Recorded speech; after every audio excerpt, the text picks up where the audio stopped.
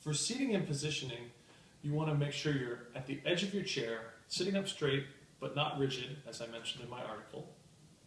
Your guitar is contacting you at 3 different points on your body. Your top inner left thigh, your inner right thigh, and at the center of your chest. You also want to be careful that it's not too low, so that the neck is down here, or too vertical, and like that. As I mentioned in the article, the next topic is alignment. And alignment has everything to do with where your knuckle joint is in relation to the string that finger is contacting. So for example, if I'm playing my first string, I want to, with my index finger, I want to make sure that my knuckle of my index finger is above that string. So you get a sound like this. What you want to avoid is that your knuckle drifts back like this and your finger starts to pull up vertically. You'll notice a change in the sound.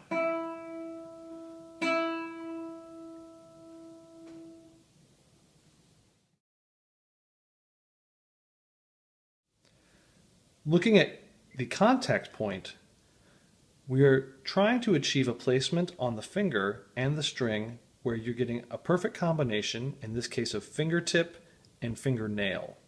Notice when I touch the string, you can see there's a small amount of fingertip on the string and some of the nail, so my finger feels like a sense of a grip on the string, so that when I play, the finger moves easily through the string. What you want to avoid is going either below the string like this, where I'm able to still get a stroke, but notice I have to use a lot more effort,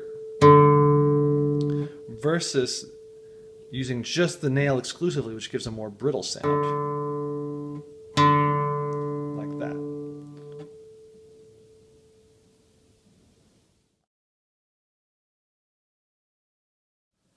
The final 2 points of my fundamentals section for this workshop talk about follow-through and relaxation. Put simply, it's the idea of once the finger pushes through the string, the follow-through process begins as the finger or fingers move into the palm of the hand, and then the relaxation process begins as soon as those fingers move towards the palm. So you get this kind of a swinging motion.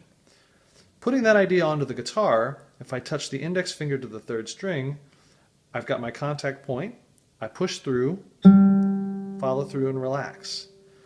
What you want to avoid is either shortening the follow-through process like this, and then notice you aren't able to relax, the finger doesn't bounce back out naturally, or holding the finger into the hand once the follow-through process has begun, like this. The disadvantage with this situation is that the finger isn't ready to go quickly afterwards. So you want to create a working habit where your finger touches the string, plays the string, and returns, like this. Or, if you're playing a chord, like that. Contact, follow through, relax.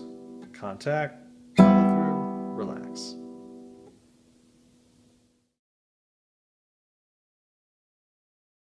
Talking about planting, there are 2 types that you're going to be involved in arpeggios.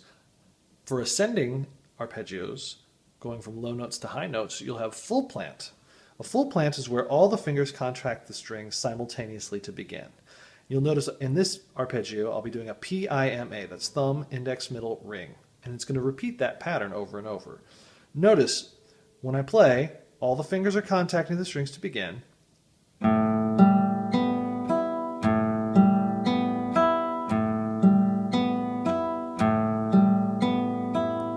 As you saw, once the thumb plays, it's floating in the air for the moment because we're only using an open 5th string.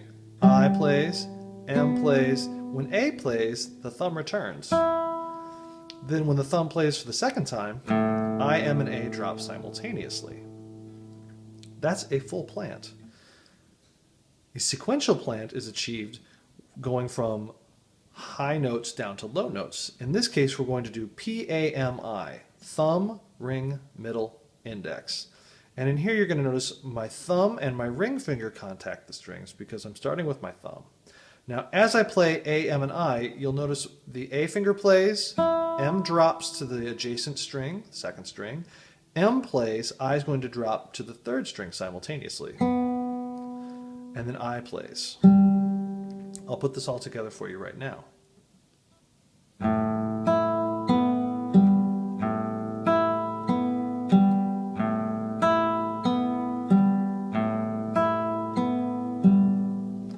Now to look at those a little bit faster. Ascending arpeggio, P-I-M-A.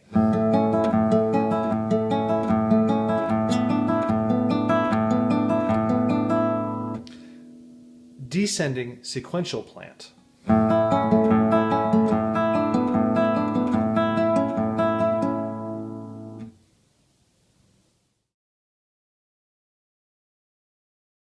The A major chord progression I use for these arpeggio patterns is quite simple. It's using only fingers on the second and third strings, and you can use whatever finger pattern you find comfortable. In the first position I use 1 and 2, then 3 and 2, 3 and 2 again, 3 and 4, 3 and 4 again, 3 and 2, 3 and 2 again, and then 3 and 4. At the same time, when you're playing all these arpeggios, you're going to be also using your first string open every time, sounding like this.